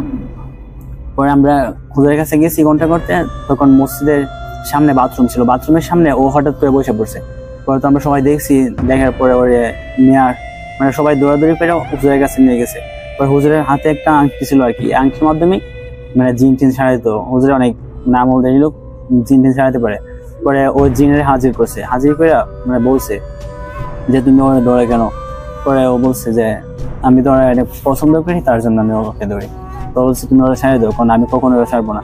পরে যে জিনের বাদশা আছে মানে ওদের মানে একটা সমাজের মতো আছে আর কি, ওরা অনেক প্রায় 6-7 হাজার জিনের একজন বাদশা আছে। পরে জিনের বাদশারে হাজির করছে, হাজির করে বলছে যে ও তো এই ছেলেটাকে টর্চার করতেছে অনেক, তাই ওরে বড় ছাড়ে দেওয়ার জন্য। পরে বলছে ছাড়ে দিল। পরে ছাড়ে দিয়েছে আপনার। পরে হুজুরে ওরে মানে জিনেরে জিজ্ঞেস করছে আর কি, পরে বলছে তোমরা কয় ভাই বোন, কি সমস্যা। পরে ও বলছে যে আমার কোনো বোন নেই, মানে ভাই নাই, আমরা 6 বোন। 6 বোনের মধ্যে আমি সবচেয়ে ছোট, আর আমার বয়স হয়েছে 600 বছর। বলছে ওর বয়স হয়েছে 600 বছর। বলে যে আমরা 300 বছরের সময় বয়স হয় তখন আমরা জিনেরা বালিকায় হই। পরে ওর 600 বছর, ওর বড় বোনেরা কারো এখনো বিয়ে হয় নাই। পরে যে ছেলের দৌড় ছিল ওই ছেলে আর কি একটু কালো ছিল। পরে হুজুরে বলছে যে তুমি ও তো ছেলে কালো, আর একটা ছেলে মানে ফর্সা করে আর কি, বলছে ওরে না ধরে তুমি ওরে ধরতা, ও কালো ওরে ধরছে কেন, পরে আমার ভালো লাগছে দেখে তাই ধরছে। পরে একদিন হঠাৎ করে পরে কবিরাজ মানে হুজুরে তাবিজ দিছে। পরে আরেকদিন এমনি তাবিজ হারাই গেছে। পরে যেদিন তাবিজ হারাইছে এর পরের দিনে ওরে নিয়ে গেছে। নিয়ে যাওয়ার পরে মানে 3 দিন পরে ও জামালপুর মেলন দৌড় না কোথায় ওইনে একটা স্কুলের ছাদের উপরে 3 দিন পরে ওরে এটা রাখিয়ে দিছে। রাখিয়ে মানে ওর শরীরে কোনো কিছু ছিল না, শুধু পায়জামাটা ছিল, মানে পাঞ্জাবি টুপি গেঞ্জি কোথায় ছিল মানে ও নিজেও জানে না। পরে জিনেটা দেখছে ওর যে নামতে পারতেছে না ছাদের উপরে, মানে একটা সিস্টেম আর কি, কোনো সিঁড়ি নাই, মানে মই বায় উঠতে হয়। পরে ও এটা সাথে একটা সুপারি গাছ ছিল, সুপারি গাছ দিয়ে অনেক কষ্ট করে নামছে। নামার পরে এদিকে তো মাদ্রাসায় খুঁজতেছে, পরে তার ভাই বোন মানে সবাই আসছে মাদ্রাসায় যে ওরে পাওয়া যাচ্ছে না কমন বাইরে। পরে হুজুরে অনেক করছে কিন্তু কোনো খোঁজ পাইছে না। পরে ও ছাদে থেকে অনেক কষ্ট করে নামছে, নামিয়ে পরে নামার কারণে একটা হাইটে আসছে, আর এসে দেখে যে একটা হোটেল। পরে হোটেলের মাঝে মানে বসতে হোটেলের মাঝে পানি দেওয়ার জন্য। পরে পানি দিচ্ছে মানে 1 জগ পানি ও একসাথে মানে একবারে খেয়ে ফেলছে। পরে দেখে মালিক এবার বুঝছে হয়তো বা যে কোনো সমস্যা হয়েছে। পরে ওরা জিজ্ঞেস করছে তোমার বাড়ি কোথায়, তুমি এখানে কিভাবে আসছো। পরে বলছে সবকিছু বললো যে আমি তো মালয়েশিয়া ছিলাম, পরে মালয়েশিয়া থেকে আমি আর কোনো কিছু জানি না, আমি দেখি যে আমি মানে ছাদের উপরে আর কি।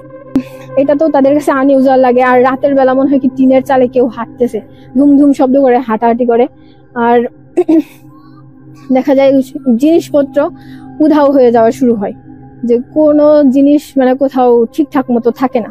তো এইগুলা ওরা ফেস করার পর ওরা হুজুরকে দেখাইছে। হুজুরকে দেখানোর পর ওনারা করছে যে বাড়ি বন্ধ করে ওনারা বলছে যে একটা টাইম দিছিল যে এই টাইমের মধ্যে ওনারা গরুর মাংস খাইতে পারবে না।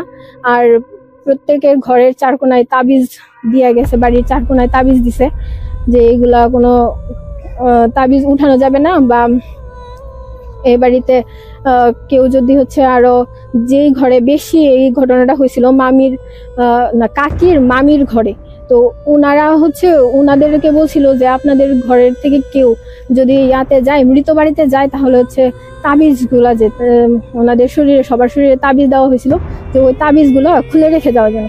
কিন্তু ওই মামির মানে ওই কাকির যে মামি ওনারই কাছের কে যেন মারা গেছিল, তখন উনি ওই তাবিজ না খুলেই উনি চলে গেছিল, তো তাবিজটা ওনার নষ্ট হয়ে যায়। আর বাড়িতেও হচ্ছে গরুর মাংস রান্না করা হয়, তো যে কারণে মানে ওই বাড়ির ইয়াটা ওইটা ছুটে যাওয়ার পরে তো প্রচুর রকমের আরো বেশি উৎপাত শুরু হয়। মনে করেন যে ওই যে ঘটনাগুলো ছিল ওইগুলো তো আগে কম ছিল, কিন্তু তারপরে আরো বেশি বাড়ে। যেমন ঘরের মধ্যে ঘুমাইতেই পারতো না তারা, এত বেশি জ্বালাতন করতো। তারপরে গেট দেওয়া ছিল মামির কাকির, আরেকটা হচ্ছে কাকির ঘরে, আমার কাকির ঘরে। তো ওই গেট সহ মনে হতো কি গেটের চাবি মানে তালা দেওয়া থাকতো, ওই তালা উধাও হয়ে যেত, মানে তালাই থাকতো না এরকম, আর গেট ভাঙা থাকতো। পরে হচ্ছে যে এগুলা নিয়ে এসে ওনারা আবার আরেক হুজুরকে দেখায়। ওই হুজুর পরে বলে যে এখানে হচ্ছে আপনার তাদের এইদিকে যাতায়াতের রাস্তা ছিল, ওই যাতায়াতের রাস্তাটা আর কি বন্ধ হয়ে যাওয়ার কারণে, ঘর করার কারণে বন্ধ হয়ে গেছে, তো এই জন্য তারা অনেক বেশি রাগান্বিত। আর এখানে অনেক পুরানো অনেক গাছ আছে যেগুলোতে তারা থাকতো, তারা এখানে ঘুরতে আসতো অনেকেই, তো তাদের অসুবিধা হয়, এই জন্য ওনারা হচ্ছে এখানে এরকম উৎপাত করতেছে। তারপরে তারা আবার ঘর বন্ধ করে দিয়ে যায়। বন্ধ করে দিয়ে যাওয়ার পরেও আমি ওইখানে ঘুরতে যাই হচ্ছে 15 সালের দিকে। তখন হচ্ছে ডিসেম্বরের 31 তারিখ রাতে আমরা হচ্ছে অনেক লেট নাইট আর কি মুভি টুভি দেখে ঘুমাইতে গেছি। প্রায় তখন 2:30-3টা এরকম বাজে। হঠাৎ করে মানে ঘোড়ার খুরের মতন মানে একটা ঘোড়া যখন দৌড়ায় ওটার যে আওয়াজ মনে হচ্ছে কি দূর থেকে এরকম আওয়াজ আসতেছে। তো আমি আমার সাথে আমার কাকির চাচাতো বোন থাকতো, তো তারে আমি বলতেছি যে আন্টি শোনো কি আসতেছে, ঘোড়া আসতেছে এদিকে। পরে আন্টি সে যেহেতু এখানে থাকতো তো সে এটা জানে কি, তো সে ওইটা বলতেছে কি তুমি তাকাবা না কোনো দিকে, তুমি হচ্ছে আমার শীতকাল ছিল তখন, শীত পড়ছে, তো সে আমারে একদম ল্যাপ মুড়ি দিয়ে ভিতরে ঢুকাই দিছে, তো তুমি আর তাকাবা না এদিকে। তারপরে আমি টের পাইতেছি যে ঘরের পাশ দিয়া একদম ঘোড়ার মানে 5-6টা ঘোড়া একসাথে ঘরের পাশ দিয়া দৌড়ায় একদম সোজা চলে গেছে, মানে অনেকটা দূর পর্যন্ত যায় সেটা। তারপরে আমি আর সাউন্ড শুনি নাই। তো সকালবেলা ঘুম থেকে উঠে আমি কাকিরে বলতেছি, আমার কাকিকে, যে কাকি আমি তো এরকম শুনছি। পরে কাকি বলতেছে যাও এগুলা কিছু না, মানে কাকি ভাবছে যে হয়তো ভয় পাবো এগুলা, এই জন্য বলতেছে যে অনেক রাত করে করছো, এই জন্য হয়তো ভুল শুনছো। কিন্তু পরে যখন কাকির আরেক কাকি তখন সেও বলতেছে যে না আমিও শুনছি। তারপরে সাথের ঘরের আরেক কাকি সেও বলতেছে যে না আমিও শুনছি, যে এই শব্দটা এদিকে আইসে। সেটা একটা বড় অনেক দিন আগের একটা আম গাছ আছে, ওই আম গাছ পর্যন্ত গেছে। ওই আম গাছের গোড়ায় অনেকক্ষণ শব্দ হয়েছে, অনেকক্ষণ শব্দ হওয়ার পর ওই শব্দটা বন্ধ হয়ে গেছে। তো পরে সবাই বলতেছে যে এটা হচ্ছে তখন এই বাড়ির ঘটনাগুলো আমরা শুনি যে এই বাড়িতে এই ঘটনাগুলো আগে হয়েছে, আর তখন বলে সবাই যে এই ঘটনাগুলো হয়েছিল, তারপর থেকে বাড়ি বন্ধ করা, আর বন্ধ করার পর থেকে এই শব্দগুলা প্রায়ই শোনা যায়। কাকি আমাদের বাড়িতে থাকার কারণে আর কি জানতো না এটা, যে এই শব্দগুলা প্রায়ই শোনা যায়, যে প্রায় এরকম অনেকগুলা ঘোড়া দল করে এইদিকে আসে সেটা এই পর্যন্ত যায়, সেটা থামে। ওইখান থেকে বাসায় যায় রাত্রে 11টা 11:30 বাজে। যাওয়ার পরে আমার ফ্রেন্ডের সাথে আড্ডা দেওয়ার পরে আমার ফ্রেন্ডের তার বাসায় পৌঁছায় দেওয়ার জন্য, বাসা একটু ভিতরে পৌঁছায় দেওয়ার জন্য বাইক নিয়ে গেছিলাম। তার বাসাটা ভিতরে বলতে যে আমাদের ওইখানে জুট মিল আছে চরকালি বাড়িতে, ওই জুট মিলের ওইখানে বাসা। তো ওই বাসায় গিয়া জুট মিলের ওইখানে বাসায় পৌঁছায় দিয়ে আসার সময় একটু জুট মিলের যে মাঠটা আছে ওই মাঠের সাথে একটা পুকুর আছে, বড় শুকনা পুকুর আর কি, পানি নাই। তো ওই পুকুরের সামনে হঠাৎ করে দেখি একটা গরু দাঁড়ায় রয়েছে। গরুর স্বাভাবিক কোনো দড়ি টড়ি নাই, গলায় কোনো কিছু নাই। তো আমি লাইট জ্বালানো, আমার মোটরসাইকেল স্টার্ট অফ করি নাই, লাইটের যে মোটরসাইকেলের ডিমারটা অফ অন করতেছি, বারবার করতেছি। তারপর দেখি গরু যায় না। প্রায় 1-1.5 মিনিট, রাত বাজে তখন 1টা থেকে 1.5টার মতো, 1-1.5 মিনিট ওইখানে থাকি, গরু যায় না, আমিও আর সামনে আগাই না। হঠাৎ করে চিন্তা করলাম যে যাক এটা সামনে না যায়, আমি পিছন দিয়ে ব্যাক করে অন্য একটা রাস্তা আছে ওই রাস্তা দিয়ে চলে যাব। তো যখন গাড়িটা আমি বাইকটা ঘুরাবো ঠিক এর আগেই দেখি সামনে দিয়ে একজন লোক আসতেছে অনেক দূর থেকে। তো রাত্রেবেলা সিগারেট আস্তে আস্তে আসলে সিগারেট টান দিলে অনেক দূর থেকে বোঝা যায় যে কেউ সিগারেট খেয়ে আসতেছে। তো দেখলাম যে একজন আসতেছে সিগারেট টান দিতে দিতে। ওইটা দেখার সাথে সাথে দেখলাম গরুটা আপনার ওই যে পাশে যে পুকুরটা আছে ওই পুকুরে নেমে গেল।